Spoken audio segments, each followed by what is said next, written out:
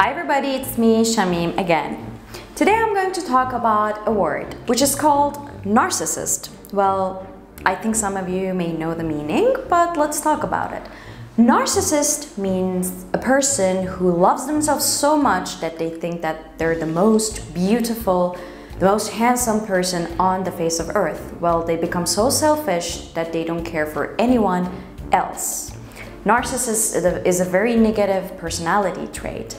But today I'm not here to talk about the meaning of this word. I'm here to tell you the origin of this word. Where does this word come from? But before I start, I want to note something. There's also a beautiful flower here. We call it Narcissus, or in your language, Nargis, if I'm not mistaken. Let's go back to the story. Well, I'm going to take you to very, very ancient times of Greek and Rome. There was a city called Athens. Inside that city, there was a man. He was gifted with beauty and skills. He was a very famous hunter, but above all, he was famous for his handsomeness and beauty. Unfortunately for him, he was so handsome that he fell in love with himself. He thought that he's the most beautiful person on earth and he's the perfect person on earth. Nobody is worth his time or his beauty or his love. During his lifetime, a lot of people fell in love with him and he rejected them all because he thought that he's the best and nobody is gonna be competing with him. But in one occasion, he fell in love with a woman. The woman was a nymph, which means a very magical creature, and she was very beautiful. Her name was Echo. But unfortunately for her, she falls in love with him and she gets rejected because he's selfish. She feels so bad and so heartbroken that she tragically takes her own life. She kills herself. But this doesn't go unnoticed. Why? Because she was a very magical and beautiful creature.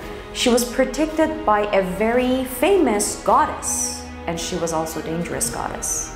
Her name was Nemesis, the goddess of hatred and also revenge. She got so angry that she wanted to take revenge from Narcissus. One day, she lures Narcissus into the jungle. She takes him to a lake. Upon the lake, Narcissus looks at his own reflection, and because of his high egoism and selfishness, he falls in love with his own reflection. I know, guys, this is funny, and also, if you take notice, this is like the selfie story. We take selfies and we fall in love with ourselves and our own reflections. Let's go back to the story. He falls in love with himself so much that he, well, goes into the lake and drowns, tragically, and then he dies.